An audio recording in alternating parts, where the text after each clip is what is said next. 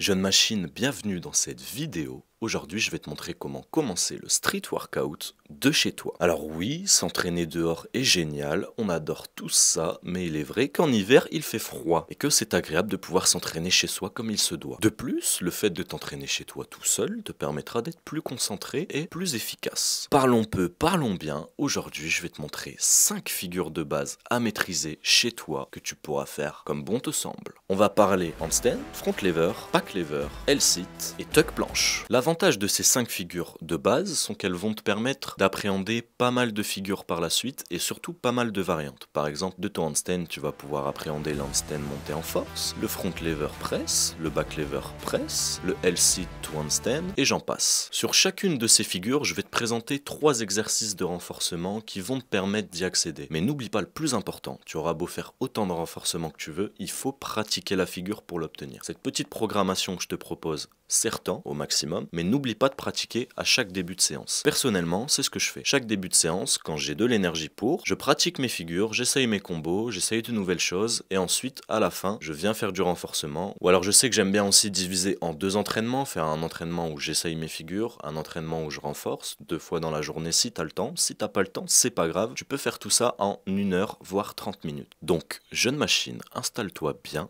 on passe maintenant à la pratique. Pour tout ça, je t'ai pas précisé, mais il te faudra quand même un petit peu de matos qui va te coûter entre 100 et 200 euros. Donc je te conseille les barres parallèles Decathlon qui sont très bien pour le front lever, les dips, etc. Toutes les bases, même les handstands, les planches, etc. Je te conseille aussi les barres parallèles un peu plus basses via Fortis qui vont te permettre d'avoir une approche plus technique du mouvement et t'éviter de tomber de haut si jamais. Bien sûr, essentiel, il te faut des élastiques. Je te conseille de prendre 5 kg, 15 kg, 25 kg, jusqu'à 50 si tu en as besoin. Chez Decathlon, ils sont très bien, mais tu peux également aller à Action. Et bien sûr, des protège-poignets Nike. Moi, je prends des Nike car ils sont souples, parce qu'il faut que tu saches que plus tes protège-poignets vont être raides, moins tu vas avoir de mobilité vers l'avant, et plus tes poignets vont devenir raides, et plus ça te fera mal. Avant de passer à la pratique, la première chose que tu dois savoir, sur chaque figure, il y a différentes façons de les travailler, plus ou moins difficiles. On a la tuck, avec les jambes repliées sur toi-même, au maximum. L'advanced tuck, les jambes un peu plus déployées. La straddle, jambes écartées. Et la full, jambes tendues. Tu peux également faire one leg, entre la straddle et la full, une jambe pliée et une jambe tendue. Il faut que tu aies conscience de ça, parce qu'au début, tu n'arriveras certainement pas à faire les figures en full, qui est la façon la plus dure de les faire. Mais par exemple, la tuck est un excellent moyen d'arriver jusqu'à la full. Tu peux faire ça par palier, tuck, advanced tuck, straddle, full. Moi, je te conseille d'essayer un peu de tout et de voir où t'en es. Mais la tuck sera ton principal outil au départ. Alors pour l'équilibre, avant tout, il faut que tu saches que tu peux le faire au sol ou sur barre parallèle. Le plus important, il faut que tu saches qu'à chaque fois, tu dois jouer avec ton poignet, que ce soit sur sol ou sur barre, pour retenir ton équilibre. Okay. Au niveau de ton placement au sol, j'aimerais t'en parler parce qu'il est important. Tes mains doivent être à largeur d'épaule, ni trop ouvertes, ni trop serrées. Ton index doit être dans l'alignement de ton épaule. Okay. Ni la main ouverte comme ça, ni fermée comme ça. Ensuite, il faut que tu saches que tu vas devoir travailler ton équilibre, mais aussi ta force pour l'obtenir. Pour obtenir la force, tu vas faire du frog stand. Place bien de la même façon que je te l'ai dit juste avant, avec tes mains à largeur d'épaule, bien dans l'axe de l'épaule. Tu vas venir poser les cuisses sur les coudes au maximum que tu puisses. Okay. Tu vas venir aller chercher vers le sol avec la tête, emmener les épaules vers le sol et tout doucement poser les cuisses sur les coudes, sentir que hop, à l'arrière des pieds ça décolle. Mais pas d'un coup avec tes pieds, ça veut dire que t'es pas sur ton point d'équilibre. Ensuite, pour travailler ton équilibre, tu vas faire simplement envoyer ton équilibre à une jambe et essayer de ramener l'autre ensuite. Donc même position des mains, il faut que tu trouves ta jambe directrice. Une jambe tendue, l'autre pliée. Moi par exemple c'est la gauche, ça va se faire naturellement. Ta jambe directrice, tu l'envoies, okay, bien tendu, bien assez loin, et l'autre jambe, elle, reste à 90. Tu vois, c'est ma jambe directrice qui va trouver le point d'équilibre, et l'autre jambe qui reste à 90, et qui finalement vient accompagner l'autre. Si tu fais pas ça, tu vas arriver n'importe où, et tu vas chercher ton point d'équilibre pendant des heures, et tu vas avoir aucune stabilité, et tu vas pas avancer sur le mouvement. Et enfin, bien sûr, peut te servir du mur, soit pour t'habituer à envoyer tes jambes assez loin, dos au mur. Voilà, je vais bien chercher assez loin. Si je suis là, faut que j'aille plus loin, c'est que j'ai encore peur. Et ensuite, pour vraiment travailler dans l'axe de l'équilibre, cette fois, tu vas te mettre face au mur. Je monte, je monte.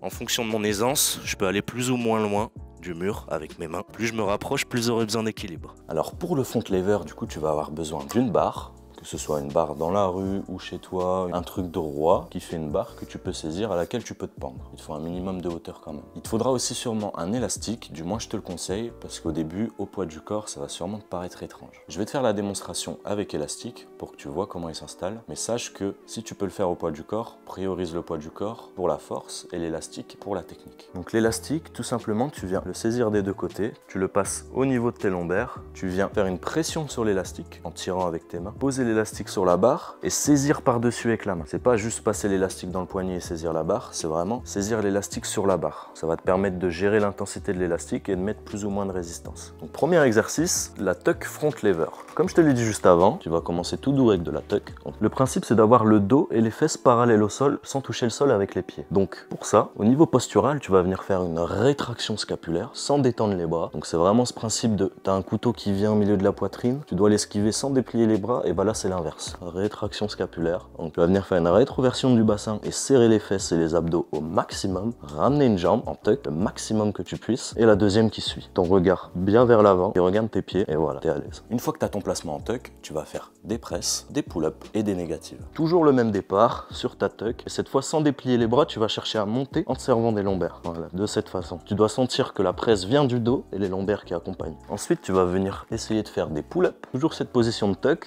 bien rétra, hop, pull-up. L'objectif ici est d'emmener cette partie du bassin en contact avec la barre. Si tu es en dessous, logiquement c'est pas rep, mais c'est pas grave, tu peux en faire tant que tu arrives à ce niveau-là. L'objectif final, c'est d'aller toucher la barre. Et donc les négatives, ça va être le mouvement inverse. Là, on avait un hold, une presse, et bah là c'est l'inverse. Négative, tac, tac, tac, tac, je garde tout bien enclenché, boum, je bloque. Je peux repartir si je suis à l'aise, je peux faire des pull-ups. Enfin bref, t'as compris, tu fais ce que tu veux, tu t'amuses. Le principe en back lever va être exactement le même. Tu vas faire de la tuck, des presses et des négatives. Sauf que cette fois, c'est à l'inverse. Le front lever va chercher devant avec les jambes et le back lever va chercher derrière avec les jambes. Donc là, tu vas toujours rester dans un principe de vouloir tirer la barre. Tu y vas, hop, tu te mets direct en boule et tu vas laisser hop, tomber les fesses jusqu'à ce qu'elles soient alignées avec les épaules. Tu essayes de tirer ta barre, pas être comme ça. Donc une fois que tu as ta tuck, c'est le même principe. Tu peux essayer de faire des déploiements, une jambe, straddle, tu peux presse, négative. T'as compris, tu peux faire plein de choses et tu t'amuses avec ça, c'est le primordial. Pour le L-sit, je te conseille de le faire sur barre parallèle basse parce qu'au sol, ça va être beaucoup plus dur de venir pousser. Là, l'avantage, c'est que tu as un peu de hauteur mais pas trop. Tu peux te servir du sol quand même pour t'appuyer. En premier lieu, comme sur toutes les figures, tu vas travailler en tuck pour voir te situer en fonction de la figure. Donc L-sit tuck, voilà, ça donne ça, jambes repliées. Tu essayes de bien emmener les fesses vers l'avant, pas vers l'arrière, bien aligné avec les poignets. Une fois que tu as une belle tuck, tu vas essayer de venir déployer de la même façon que les autres figures. Une jambe, straddle, full. C'est usant. Et ensuite, ce que tu peux faire, c'est venir faire des élévations au sol. En commençant pied au sol, tu vas essayer de venir mettre un à-coup avec un pied, hop.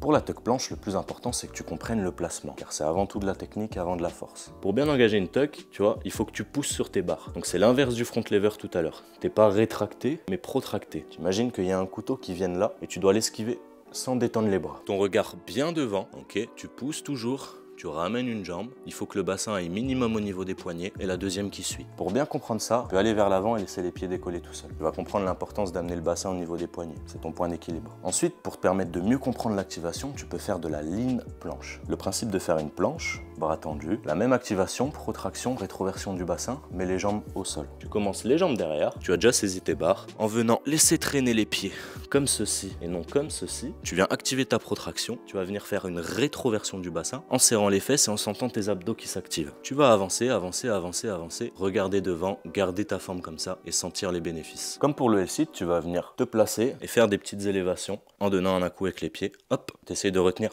le plus possible. Ensuite, une fois que tu as une bonne ligne, tu vas pouvoir venir faire des lignes push-up. Donc c'est une simple pompe que tu viens repousser, mais en réactivant. Donc, Jeune Machine, cette vidéo touche malheureusement à sa fin. J'espère que j'aurais pu te donner envie de t'y mettre et te donner les clés pour t'y mettre surtout. Et n'oublie pas que chaque figure, tu peux les faire de diverses façons. Tuck, one leg, straddle, full. Et surtout que tu peux te servir des élastiques. Jeune Machine, je te remercie pour ton attention. N'hésite pas à me faire un retour en commentaire. Abonne-toi, active la cloche. On se revoit vite. Bye bye.